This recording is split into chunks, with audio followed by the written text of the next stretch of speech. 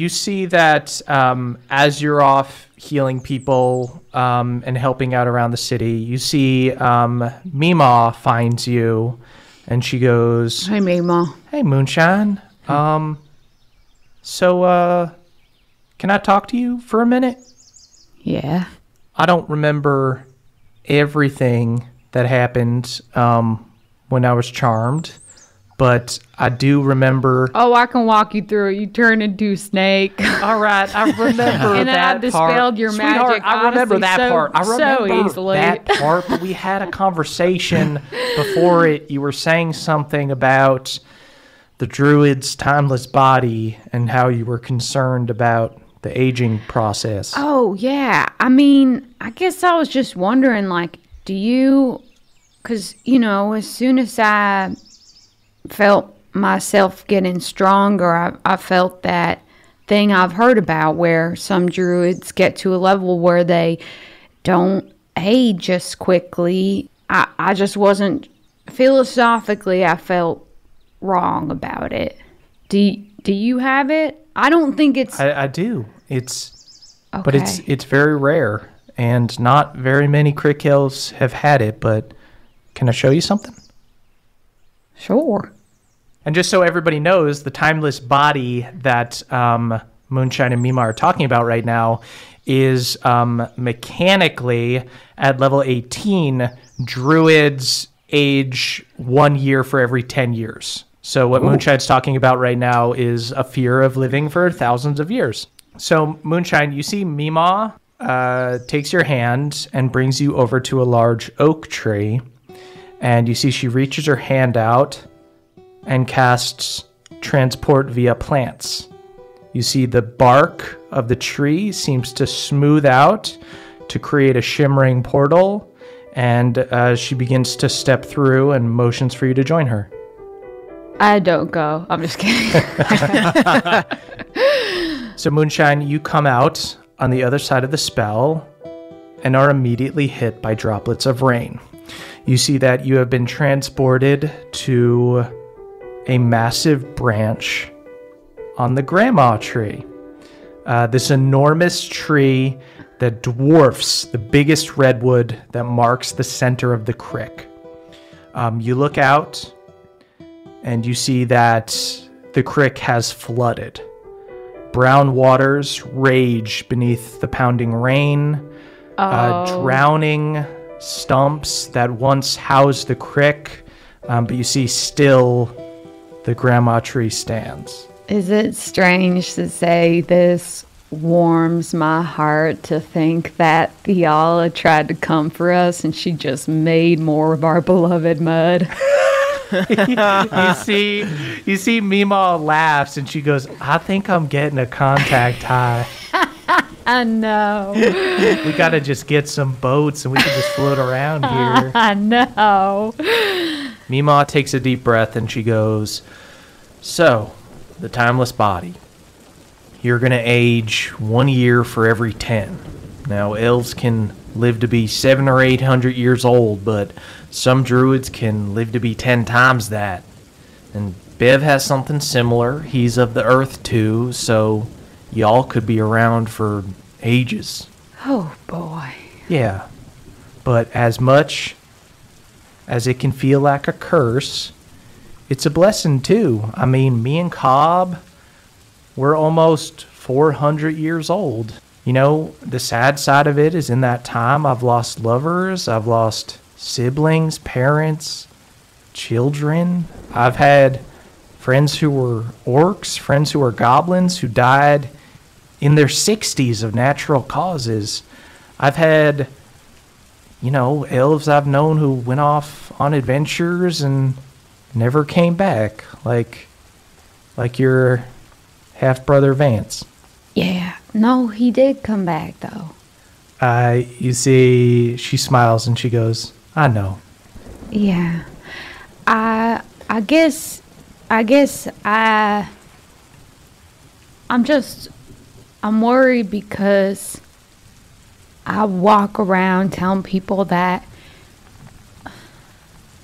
death is a natural part of life, and I just think that it is a natural part of life. I think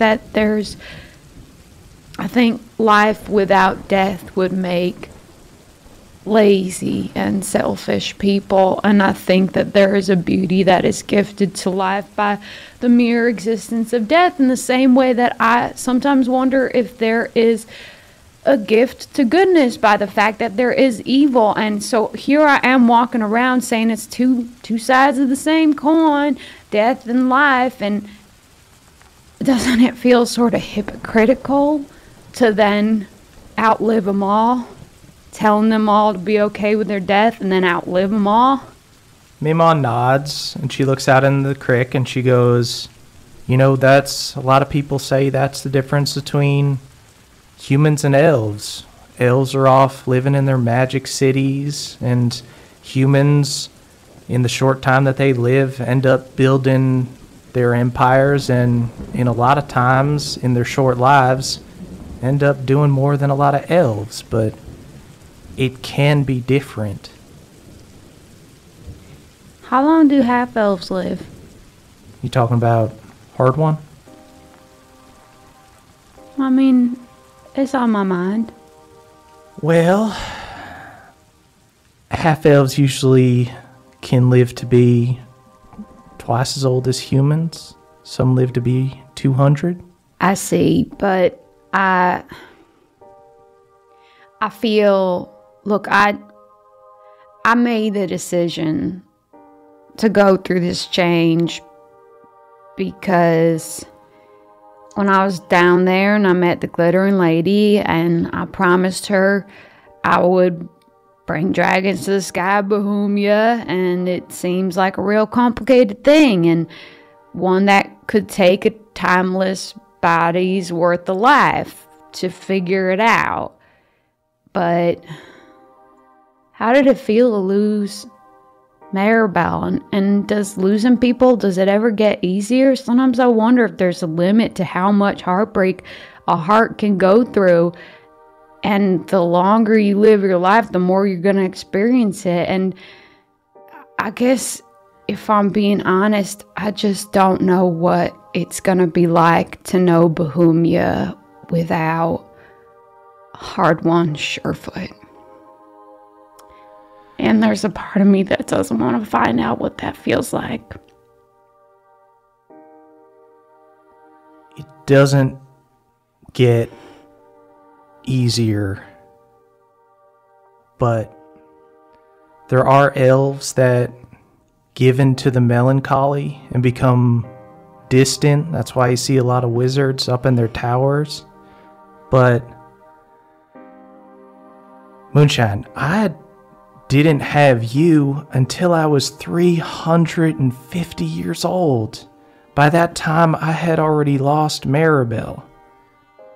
And here, now I got you. Now I got another sister. And she puts her arm around you. I have met so many people and forged so many relationships that ain't nobody gonna replace Vance. Ain't nobody gonna replace Maribel. But trees die and new ones sprout up, and yeah, we druids are the gardeners. We druids are the gardeners. Yeah. I guess since you brought it up, are you disappointed that I haven't made any youngins? And would you be disappointed if I maybe never did? Oh, sweetheart. You've made so many youngins. You see, she looks down at, like, all your, like, mushrooms and everything. You've brought so much life and joy to this world. I would never expect you to live the way that I did. Okay. That's good. Timeless body is intimidating.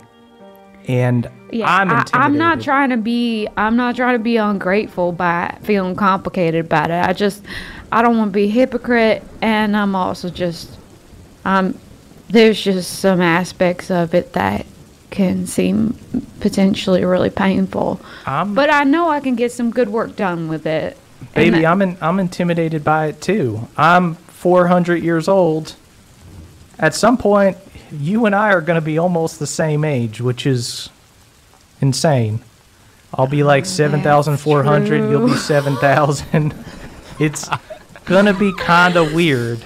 Wow. You know what I mean? I'm going to go ahead and defeat Theala just to make sure that happens.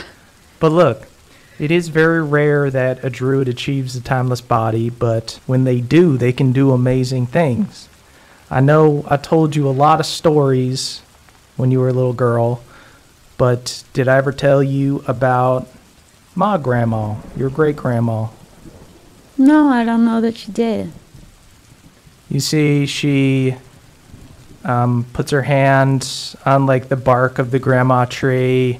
She kind of smiles wistfully, and she goes, "You know what the living wood was before your great-grandma came around?" A paradise that just hadn't found its people. No, it was just the wood. Oh, okay. Okay. There was no tree ants. There was no life in the forest. She awakened the trees here. It's her life's work.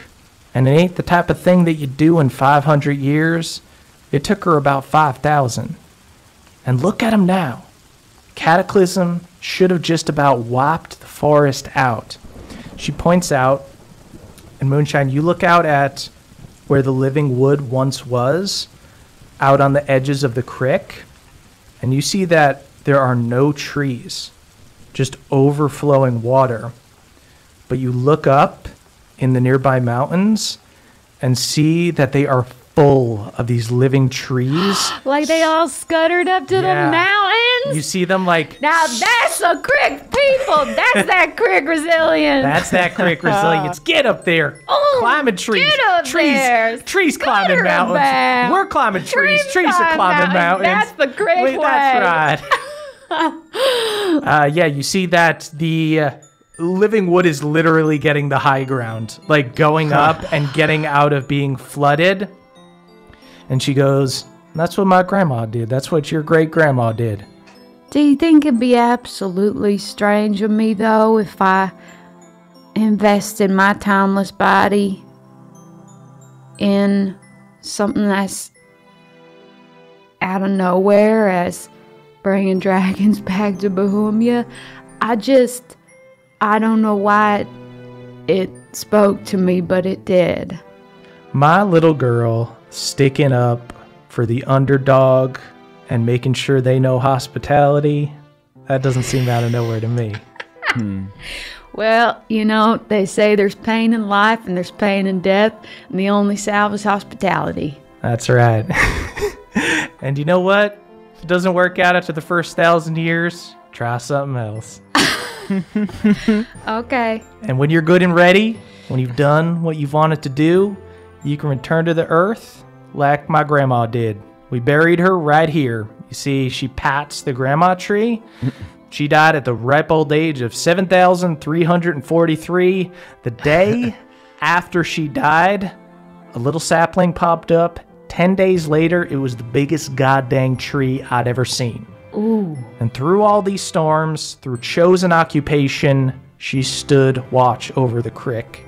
And she'll be here waiting for us when you get back. Okay. Yeah, I can do this. I guess there is something sour I probably need to swallow, though. There's people you meet that are once in a timeless body lifetime kind of people, right? Oh, yeah. Okay. And you keep them with you. Okay.